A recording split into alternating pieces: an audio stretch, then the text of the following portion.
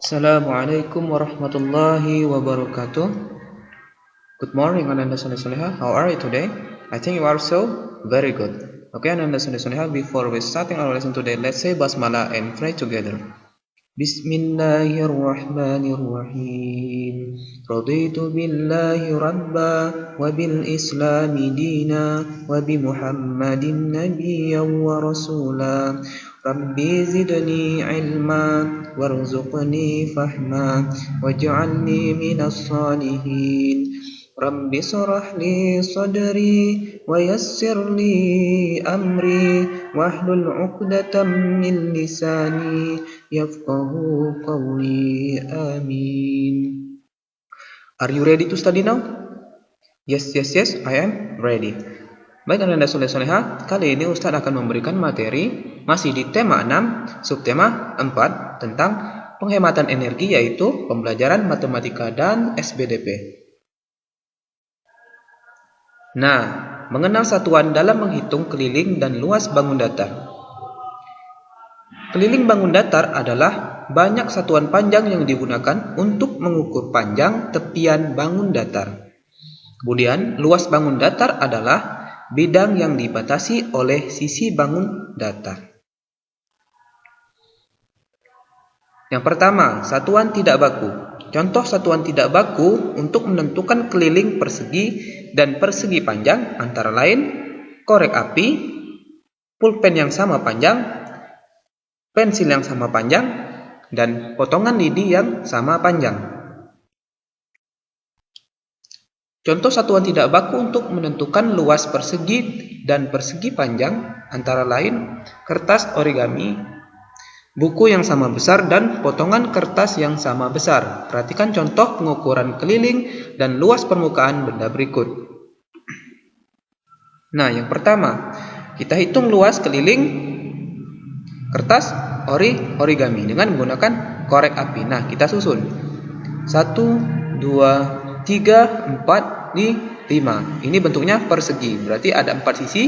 5 dikali 4, 20. Itu saja. 1, 2, 3, 4, 5, 6, 7, 8, 9, 10, 11, 12, 13, 14, 15, 16, 17, 18, 19, 20. Nah, ternyata keliling kertas origami ada 20 korek api. Kemudian kita hitung luasnya.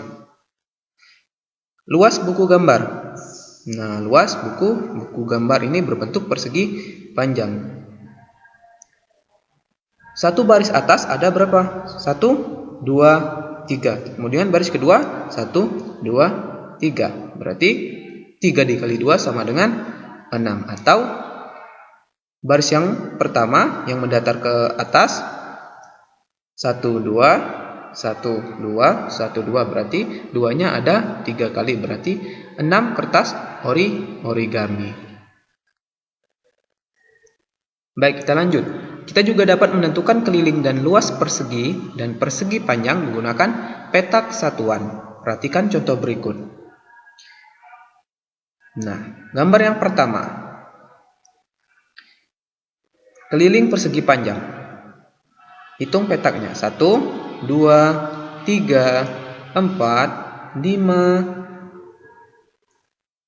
Ya, ini garisnya 1, 2, 3, 4, 5, 6, 7, 8, 9, 10, 11, 12, 13, 14. Nah, Ananda soleh-soleha, untuk keliling kita tinggal menghitung garis luarnya saja.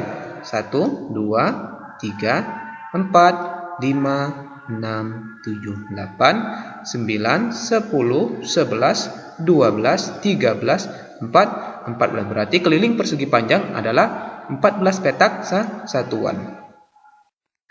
Kemudian yang kedua, luas persegi. Luas persegi. Nah, kita hitung dengan satuan petak. Hitung saja perseginya ada berapa? 1, 2, 3, 4, 5, 6, 7, 8, 9. Ternyata luas perseginya adalah 9 petak satuan. Mudah kan untuk menghitung satuan tidak baku. Selain bentuk persegi, dan persegi panjang, kita juga dapat menentukan luas bentuk bangun datar lainnya dengan menghitung banyak petak satuan yang diarsir atau diwarnai. Perhatikan contoh berikut. Nah, lihat pada gambar yang pertama. Perhatikan gambar. Luas petaknya ada berapa? Kita hitung yang diarsir. 1, 2, 3, 4, 5, 6, 7, 8. Ternyata luasnya ada 8 petak satuan. Masih mudah kan? Terus yang kedua. Perhatikan gambar. Banyak petak satuan yang diarsir ada berapa? Kita hitung. 1, 2, 3, 4. Setengah. Berarti setengah ditambah setengah.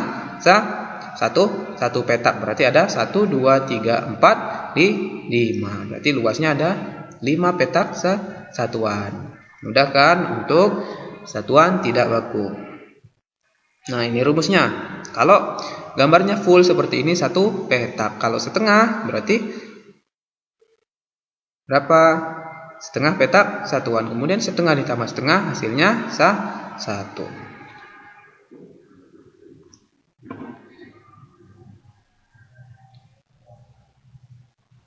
Baiklah, selanjutnya yaitu satuan baku. Satuan baku kita dapat menentukan keliling suatu bangun datar dengan cara menjumlahkan panjang sisinya. Satuan panjang baku yang dapat digunakan antara lain milimeter, sentimeter, meter.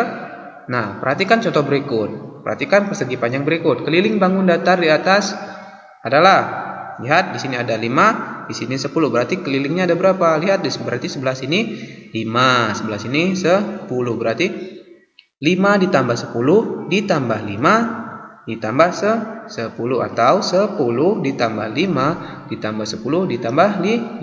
Hasilnya 30 cm. Nah, luas bangun datar di atas adalah langsung saja 10 dikali 5. Lebih mudah ini karena satuannya sudah ada. 10 dikali 5 sama dengan 50 cm persegi. Kenapa dia ditulis ada 50 cm pangkat 2? Ini adalah memberikan informasi bahwa bangun datar yang kita hitung adalah berbentuk persegi. Baik, kita lanjut masuk ke materi seni budaya. Membuat kreasi dengan teknik menggambar, garis, melipat, dan memotong. Nah, teknik membuat garis, melipat, dan menggunting merupakan keterampilan yang dibutuhkan untuk menghasilkan karya dekoratif. Garis merupakan gabungan dari titik-titik yang berdekatan. Garis dibedakan menjadi garis lurus dan garis lengkung. Fungsi garis adalah salah satunya sebagai alat bantu ketika menggunting. Selain untuk menggunting, garis juga dibuat untuk membantu melipat. Dengan bantuan garis, hasil gunting maupun lipatan akan menjadi lebih rapi. Salah satu karya dekoratif yang dapat dibuat dengan teknik membuat garis, melipat, dan menggunting adalah parasut. Nah, parasut adalah alat yang digunakan ketika terjun dari ketinggian. Dengan menggunakan parasut, gerakan terjun menjadi lebih lambat. Parasut akan mengembang saat bergerak dari ketinggian ke arah yang lebih rendah. Nah, parasut juga biasanya digunakan pada pilot. Ya. Menghasilkan karya dekoratif dari bahan bekas. Garis dapat berfungsi sebagai alat bantu untuk menggunting atau melipat sebuah pola. Membuat garis yang lurus dapat dilakukan dengan bantuan penggaris, sedangkan untuk memotong kamu memerlukan gunting.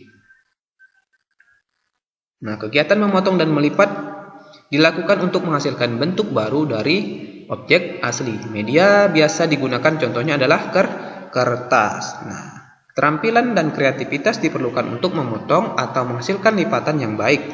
Nah, karya dapat dibuat menggunakan bahan bekas untuk mengurangi sampah di lingkungan. Ternyata untuk membuat karya dekoratif dengan teknik memotong maupun melipat, kita bisa menggunakan kertas origami ataupun kertas bekas yang sudah tidak terpakai.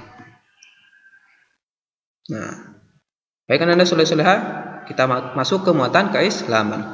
Nah, hari ini Ustaz akan membahas tentang sabar. Nah, sabar adalah salah satu sifat yang amat disukai oleh Allah Subhanahu wa taala.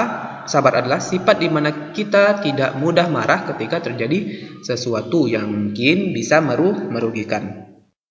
Karena pentingnya sabar, banyak ayat Al-Quran yang membicarakan soal kesabaran sebagai berikut. Yang pertama, yang berbunyi, A'udzubillahi minasyaitonirrajim, wasta'inu bis-sabri was-salati wa innaha lakabiratun illa 'alal khashi'in. Yang artinya, jadikanlah sabar dan salat sebagai penolongmu, dan sesungguhnya yang demikian itu amat berat kecuali bagi orang-orang yang khusyuk. Yaitu Quran surah Al-Baqarah ayat ke-45.